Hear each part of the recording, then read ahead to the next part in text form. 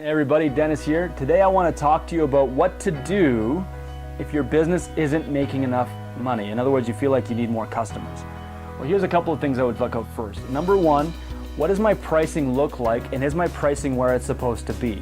Now, almost everybody bases their pricing off of what their competitors are doing. Well, if they're doing it for this, then I've got to do it for that. And the problem with that is it's a drastic race to the bottom. There's always somebody that's going to do it cheaper. There's always somebody who's going to try to do it at cost. They're not going to make any money at it because they feel they need the work for whatever.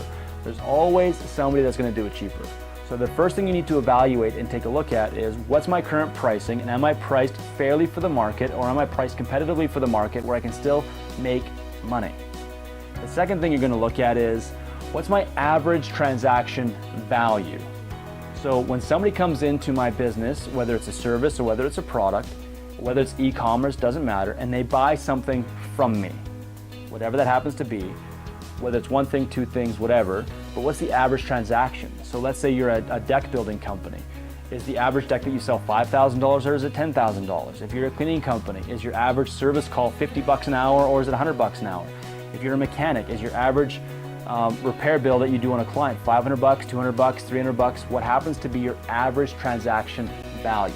That's the first thing I'd look at, because one, what are they actually spending with me right now? Am I tracking that to know what my average client spends with me? The second thing I'd be looking at is, what are my units per transaction? What are my units per transaction? So if my average transaction value is $250, I'm pointing to the cup of coffee, right?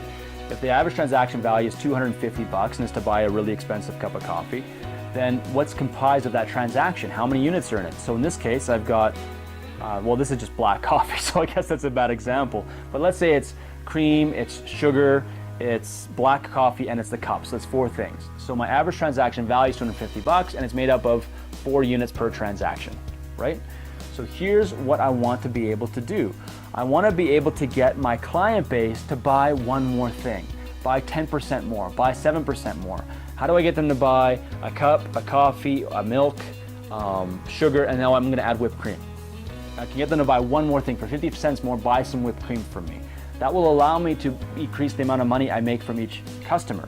Then there's that, it also increases my units because I've got them to come in, I've got added units to my average transaction value, plus my average transaction value is now increased. So from $250, I went to $275 by making them buy whipped cream, as a really bad example, using this cup of coffee. The other thing I want to look at is, okay, now that I've been able to convince them to buy a little bit more, so if I'm a deck building company, maybe I'm getting them to buy furniture from me. If I'm a cleaning company, maybe I'm getting them to buy one more room cleaner or one more unit of something they want me to do. If I'm a contracting company, maybe I found a way to upsell some other product that I can tie in there. Maybe it's a service, something that I get them to buy something more from me. And that's not every customer, it's 10%, 20% of the customers that come in. That's enough to bring more money into my business. Then the next thing I want to look at is, once I know my average transaction value, and then I know my units per transaction, the next thing I'm going to look at is how many times can I make them come back and buy from me. So if the average customer comes and buys from me 4 times a year at $250 a time, you know your average customer is worth about $1,000 to you in revenue, not gross profit, not anything else, but you know revenue is about $1,000. If I can get them to buy $300 and they come back 4 times a year, I've now earned $1,200 off that client. 3 times 4, yeah, $1,200 off that client versus just $1,000 off that client. So my business has now made $250 more, approximately, yeah, $200 more for doing what I've already been doing anyway, which is providing a value service to them. Well, what if I'm a car dealership and they only come back every 5 years? Great, now I know that their transaction value is this much money in a car, and they come back every 5 years. Well, when they come back in 5 years, how do I get them to spend just a little bit more with me, so that way I can earn a little bit more money? And you'll see the strategy play out everywhere in the marketplace if you pay attention. Car dealerships, as a prime example, will not only sell you the car, but then they'll sell you the upgraded insurance, and then they'll sell you the protection packages, and then they'll sell you the warranties, then they'll sell you other things. Same with transactionary stores. They'll sell you a credit card because it's one more thing they can get more value out of you. So it's not always about finding new customers. So if you need more money, start off with your pricing. Second thing is look at your average transaction value. Third thing is look at your units per transaction and how often your clients come back. The last thing you look at is your marketing.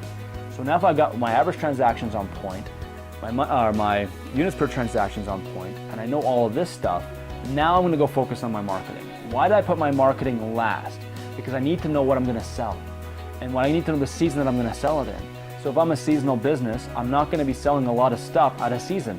That's why so many retail stores make all of their money around the Christmas time. That's why you've got pre-Christmas sales, and then Christmas sales, and then pre-Boxing Day sales, and Boxing Day sales, because that's the time frame where they get the highest amount of revenue come in, and it usually is enough to compensate for the loss throughout the rest of the year.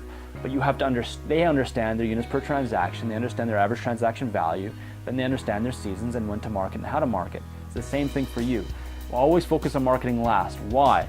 Marketing is the most expensive thing you can do in your business if you don't do it right. Now, how much of your budget should you dedicate to marketing? I would advise dedicating maybe 5% or less of your overall budget to marketing efforts unless you know what your return on investment is for your marketing.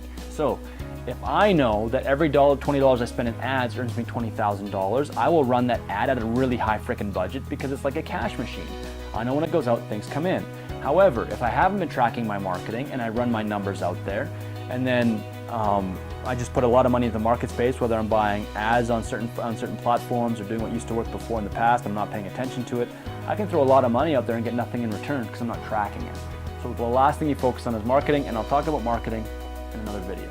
So for this video, if you're ever running short on cash, here's what you look at. 1, what's my average transaction value? Number 2, what's my units per transaction? Before number 1 would actually be, am I priced properly to make money? Then it would be average transaction value. Then it would be units per transaction. Then it would be how many times per year my customers buy from me. And then it's going to be, what's my marketing look like? Hope this helps. Until next time.